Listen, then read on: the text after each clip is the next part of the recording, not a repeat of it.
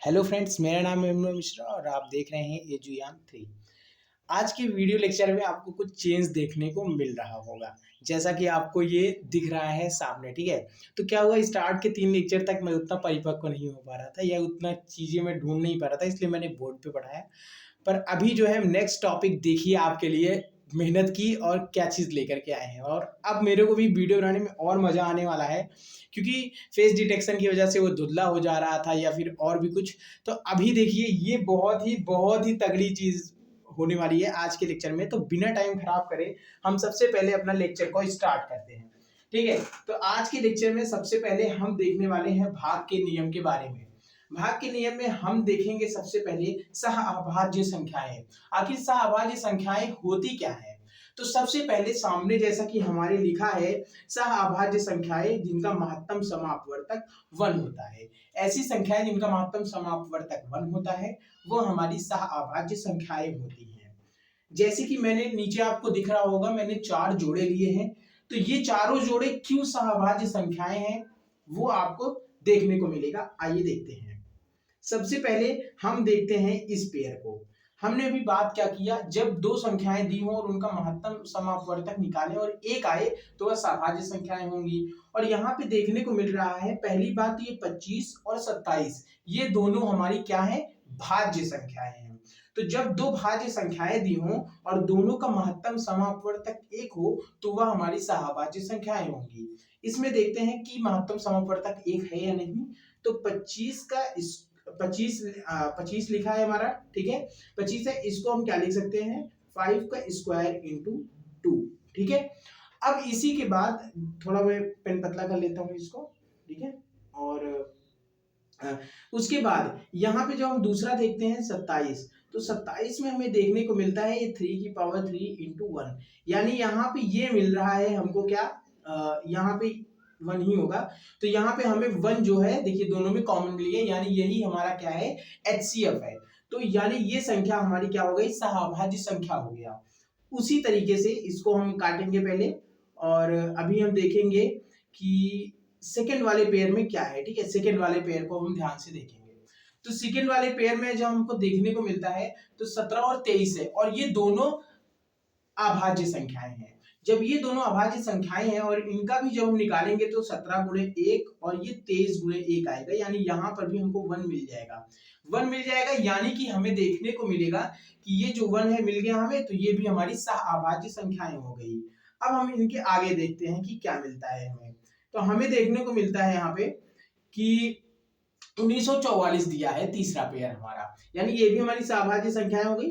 अब आगे देखते हैं 1944 में क्या है, एक अभाज्य है और एक हमारी भाज्य संख्या है।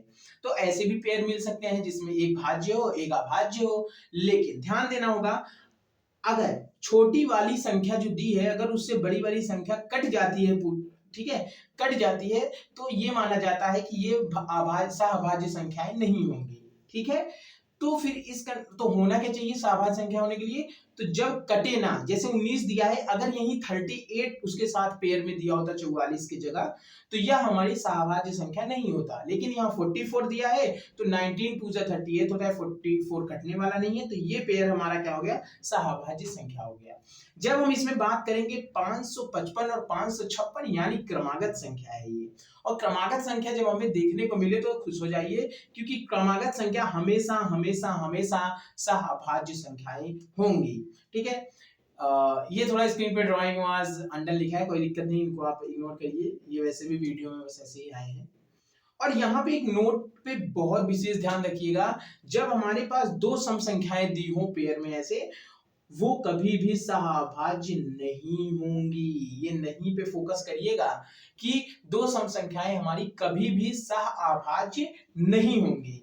चलिए अब हम आगे देखते हैं कि हमारे पास क्या क्वेश्चंस आते हैं जब हम भाग के नियम से रिलेटेड क्वेश्चंस की बात करते हैं।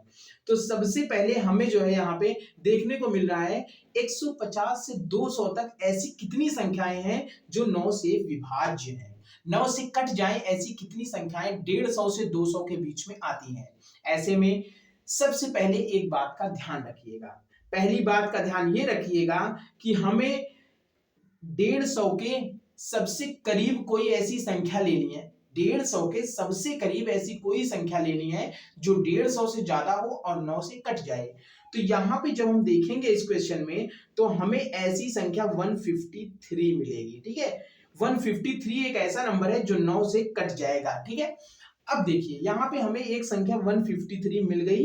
ठीक है, क्योंकि 152 151 जो है वो नहीं कटेगा 9 से। ठीक है, अब यानी हमारे पास जो संख्याएं बची 154 से लेकर के 200 तक बची, क्योंकि 153 में 151 152 153 में हमें सिर्फ 153 मिला जो 9 से कटता है। ठीक है, तो हमने लिख लिया कि एक संख्या हमें 153 मिल गई है। अब देखिए क्या है, जब 154 से लेकर के, अभी अगर मैं लिख लूं 154 से लेकर के 200 तक में कितनी संख्याएं आती हैं। ठीक है, तक का तक माने याद रखना, पहले लेक्चर में बताया था, जिसने नहीं देखा हो जाके लेक्चर देखे। तक जहां भी लगा होगा वहां हमें क्या करना होगा कि मतलब इनके बीच में कितनी संख्याएं लाई करती हैं, उंगली पे काउंट करने से अच्छा है हम सबसे पहले क्या लिख लेंगे, 200 प्लस 1 हो जाएगा यानी 201 और माइनस में 154 कर देंगे। हम यहाँ पे देखेंगे कि हमारे पास 47 ऐसे नंबर्स मिलेंगे हमें। ठीक है, 47 नंबर्स हमें मिलेंगे। ठीक है, अब क्या करेंगे, 47 जो है उसको 9 से डिवाइड कर देंगे। 47 को जैसे ही हम 9 से डिवाइड करेंगे तो 9 बचे 45 हो गया, यहाँ पे 9 5 जा 45 हो गया, यानी 5 नंबर हमें यहां से मिल गया और एक नंबर हमें ये मिला है, देखो यहाँ पे। ठीक है, यहाँ पे तो 1 और प्लस 5 इक्वल टू 6। टोटल यहाँ का आंसर क्या आया, 6 ऐसी संख्याएं हैं जो 150 से 200 तक के बीच में लाई करती हैं और 9 से विभाज्य हैं। ठीक है, आगे चलते हैं। ये क्वेश्चन आई होप सबको समझ में आ गया होगा। आगे बढ़ते हैं। ठीक है, आगे बढ़ते हैं और हमारे पास क्वेश्चन दिया है कि 30 से लेकर के 200 के बीच कितनी संख्याएं प्राकृतिक 7 से विभाजित हो जाएंगी। सॉरी, यहाँ पे क्या है, 30 से 200 के बीच कितनी प्राकृतिक संख्याएं 7 से भाग होंगी। देखिए यहाँ भ्रमराने के लिए आपको ये बोल दिया है नेचुरल नंबर। ठीक है, नेचुरल नंबर आपको भी पता होगा 1 से लेकर के इन्फिनिटी तक जितने भी नंबर होते हैं वो हमारे नेचुरल नंबर होते हैं। ठीक है,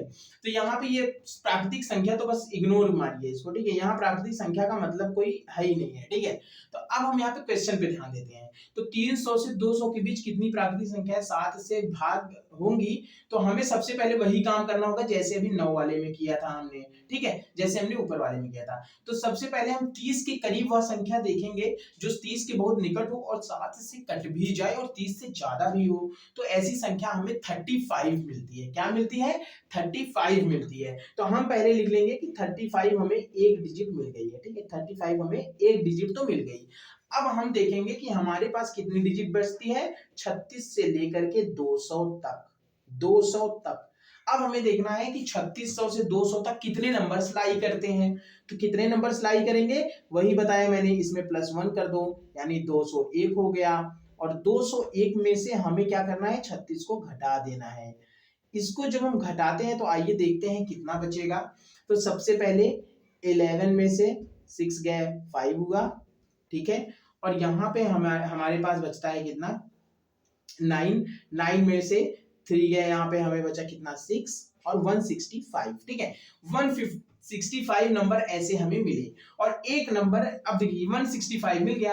अब ये 165 को क्या करोगे, 7 से डिवाइड कर दोगे। तो 7 से जब हम 165 को डिवाइड करेंगे, जब हम 7 से 165 को डिवाइड करेंगे, कट गया है ध्यान देखिएगा, उसको वीडियो में पीछे करके देख लीजिएगा। तो ये क्या हो जाएगा, 7 दूनी 14 हुआ। ठीक है, 14 हो गया, 2 बचा। ठीक है, 7 त्रिक 21 हुआ। ठीक है, 4 यानी यहाँ पे 23। ठीक है, 23 संख्याएं हमें ऐसी मिली। ठीक है, 23 संख्याएं मिली यहाँ से, और एक हमने पहले ही निकाल लिया था 35। तो टोटल हमें 24 नंबर्स ऐसे मिले। ठीक है, ऐसे टोटल 24 नंबर्स हमें मिल गए हैं जो कि क्या है, जो कि हमारी प्राकृतिक संख्याएं 7 से भाग होती हैं। 7 से भाग होने वाली ऐसी 24 संख्याएं हमको मिल गई हैं। अब आगे बढ़ते हैं, आई होप ये भी समझ में आ ही गया होगा। अब आगे बढ़ते हैं और एक क्वेश्चन देखते हैं। अगर संख्या 7 ऐसे ऐसे दी हो, 7 3 8 A6 A 11 से भाग होती है तो A का मान क्या होगा। ऐसे में याद रखिए, ये बस याद रखने वाली चीज है कि जब भी ऐसे दिया हो हमें क्या करना है, हमें अल्टरनेट पे जो चीजें हैं उनको जोड़ लेना है। पहले 7 को 8 से जोड़ना है, फिर 8 को 6 से जोड़ना है। तो कितना हो गया, 7 8 7 15 6 5 11 21 हो गया। ठीक है, इसको इक्वल में दिखाना होगा किसके, पहले 3 को जोड़ लेना है, फिर a को जोड़ लेना है और फिर a को जोड़ लेना है। ठीक है, किसको, 3 प्लस a प्लस a। ठीक है, ध्यान देना होगा यहाँ पे 3 प्लस a कितना हो गया, 3 प्लस 2a, 3 प्लस 2a। ठीक है, ध्यान देना 3 प्लस 2a हो गया।